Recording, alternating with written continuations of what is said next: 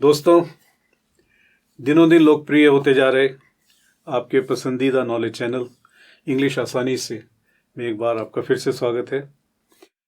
यहाँ पर हमने आप ताकि खुद अपनी प्रोग्रेस का अंदाज़ा लगा सकें, उसको जज कर सकें, खुद एसेस कर सकें अपनी प्रगति को, उसके लिए हमने एक्सरसाइजेज देनी शुरू करी थी ताकि आप उसको अपने घर के कंफर्ट में ही सॉल्व करें और बाद में हम उसके उत्तर देंगे। नेक्स्ट इश्यूज़ में हम उसके उत्तर देते रहेंगे और आप खुद ही घर बैठे यह जांच सकते हैं, यह एसेस कर सकते हैं, अपनी प्रगति की समीक्षा कर सकते हैं कि भाई मैं जो पढ़ रहा हूँ मेरी समझ में आ भी रहा है या नहीं आ रहा है, मुझे इसमें कुछ जोड़ घटाव करने की ज़रूरत है, मुझे कुछ और चाहिए, इसमें कुछ और स्पष्ट होना है इसमें जो हम नहीं कर पा रहे हैं, वो आप हमें कमेंट सेक्शन में देंगे, हम उसे करके देंगे आपको। तो इसी तरह पिछले से पिछले अंक में हमने आपको एक्सरसाइज फर्स्ट अभ्यास 1 दिया था आपको, और दूसरे अंक में हमने अभ्यास 1 का उत्तर और अभ्यास 2 नई एक्सरसाइज आपको दी थी। इस अंक में हम अभ्यास 2 का उत्तर और अभ्यास 3 नई एक्सरसाइज दे रहे हैं। तो अभ्यास 2 का उत्तर ये है, पहले तो ये कि अभ्यास 2 का प्रश्न क्या था।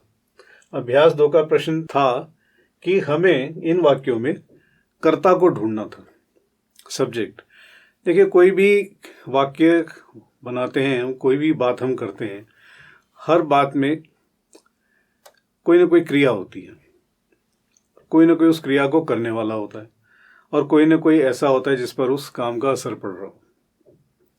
तो इस अभ्यास में हमें सिर्फ उसको ढूंढना था जो उस क्रिया को करता है, उसे कर्ता या सब्जेक्ट कहते हैं। हमें सब्जेक्ट ढूंढना था इसमें। हमने जब सब्जेक्ट आपको बताया था तो साथ में ये भी बताया था कि सब्जेक्ट एक शब्द का भी हो सकता है और सब्जेक्ट अनेक शब्द का भी हो सकता है। आप याद कीजिए वो एक्सरसाइज जिसमें हमने कहा था कि भाई मेरा भाई रमेश जो डॉक्टर है वो दिल्ली में रहता है, तो वो सारे शब्द कि मेरा भाई रमेश जो डॉक्टर है ये सब्जेक्ट को बता रहे हैं, सब्जेक्ट का वर्णन कर रहे हैं, उसको डिस्क्राइब कर रहे हैं, उसको बता रहे हैं, तो ये सारे शब्द मिलके एक सब्जेक्ट बनेगा। इसमें कंफ्यूजन बिल्कुल नहीं होना चाहिए। जितने भी शब्द हों, 1 हो, 10 हो, 15 हो, अगर वो शब्द मिलके कर्ता का वर्णन कर रहे हैं तो वो सारे शब्द मिलके कर्ता बनेंगे। इसी तरह यहाँ पर पहला वाक्य है, his youngest aunty Kiran is unmarried. ठीक है, तो यहाँ पर क्रिया क्या है? क्रिया है अविवाहित होना। होना यह है क्रिया है।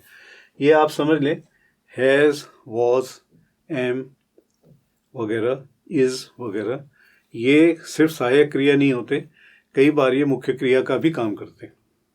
ये भी आपको बताया था कि वो मुख्य क्रिया का भी काम करते हैं। ठीक है, तो यहाँ पर खासकर जब हम किसी की क्वालिटीज बताते हैं, जैसे हम कहेंगे ही इज गुड, तो अब गुड जो है कोई क्रिया तो है नहीं, ये तो एक गुण है, क्वालिटी है, तो यहाँ पर मुख्य क्रिया इज होगी। तो ठीक इसी तरह इस वाक्य में क्रिया इज है। अविवाहित कौन है? किरण। किरण कौन है? उसकी सबसे छोटी आंटी, हिज यंगेस्ट आंटी। तो ये सारे शब्द मिलकर किरण को डिस्क्राइब कर रहे हैं, तो इसलिए ये सब शब्द मिलकर एक कर्ता बनेंगे। हिज यंगेस्ट आंटी किरण ये करता है। ठीक इसी तरह दूसरे वाक्य में था, the most experience teacher will teach the class. तो यहाँ पे क्रिया क्या होनी है? टीच। यहाँ पर मुख्य क्रिया दी हुई है, तो क्रिया क्या होनी है? टीच, पढ़ाने की। कौन पढ़ाएगा? टीचर पढ़ाएगा। कौन सा टीचर पढ़ाएगा?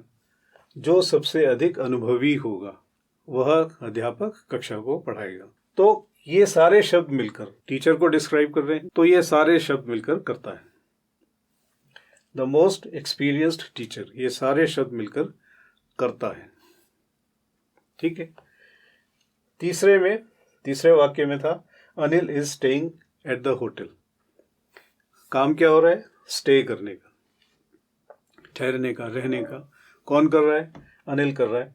ये वाक्य सही है, इसमें कोई कंफ्यूजन नहीं है, इसमें अनिल ही करता है। और जय after coming from school is now playing. कई बार कुछ वाक्यों के हिस्से कुछ अलग अलग होते हैं, जब वाक्यों के हिस्से अलग होते हैं तो इसका अर्थ ये नहीं होता कि कर्ता का रंग रूप बदल गया या उसका वर्णन बदल गया, ऐसा नहीं होता। तो कभी ऐसे हिस्से आए तो कंफ्यूज बिल्कुल मत होइए, कर्ता वही रहेगा, वैसा ही रहेगा, बदलेगा नहीं। तो जय after coming from school is now playing, इस वाक्य के 2 हिस्से हैं, लेकिन फिर भी इसमें क्योंकि इनमें से कोई सा भी हिस्सा जय के वर्णन को बदल नहीं रहा है, न बढ़ा रहा है न घटा रहा है, सिर्फ एक शब्द है जो जय को बता रहा है, वो शब्द है जय, तो जय ही इसमें करता है। तो हमें उम्मीद है कि इस एक्सरसाइज के सॉल्यूशन से आप सेटिस्फाइड होंगे, आपको उत्तर मिल गए होंगे अपने। इन उत्तरों को आप अपने घर पे जो आपने एक्सरसाइज सॉल्व करी है उन उत्तरों से मिलान कीजिए, तो आपको पता चल जाएगा कि हम जो कह रहे हैं वो आप पहले पढ़ चुके हैं और आपकी समझ में ठीक से आ गया है। तो हम अब अगली एक्सरसाइज यहाँ पर अभ्यास 3 दे रहे हैं। इसे भी आप अपने घर के कंफर्ट में, घर के आराम में बैठकर आराम से सॉल्व कीजिएगा और इसका उत्तर हम अगले अंक में देंगे, तो उसे मिलाकर देख लीजिएगा कि आपका उत्तर सही है या नहीं है। यहाँ हमने 4 वाक्य दिए हैं और आपसे ये पूछा है कि नीचे लिखे कौन से वाक्य सही हैं। जैसे they was waiting for the bus, she was done her homework, we will eat our food early, you are always welcome.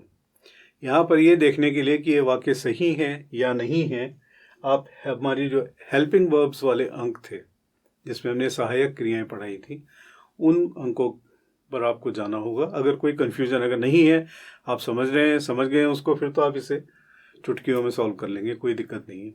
लेकिन अगर दिक्कत है, कोई आपको कोई शुबा है, तो आपको उन अंकों में जाना पड़ेगा, उनको दोबारा देखना पड़ेगा, तो आपको अंदाज़ा हो जाएगा कि आप सही से समझ पाए थे या उसको नहीं समझ पाए थे, और तब आप इसको सॉल्व कर लेंगे, हमें पूरा विश्वास है।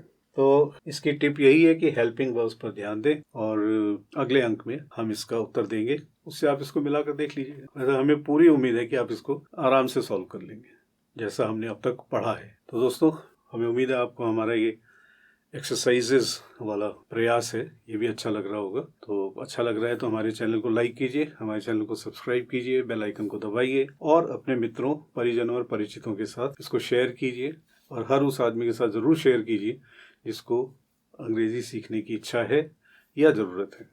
तो अगले अंक में नए टॉपिक्स लेकर हम आपसे फिर मिलते हैं, तब तक के लिए विदा।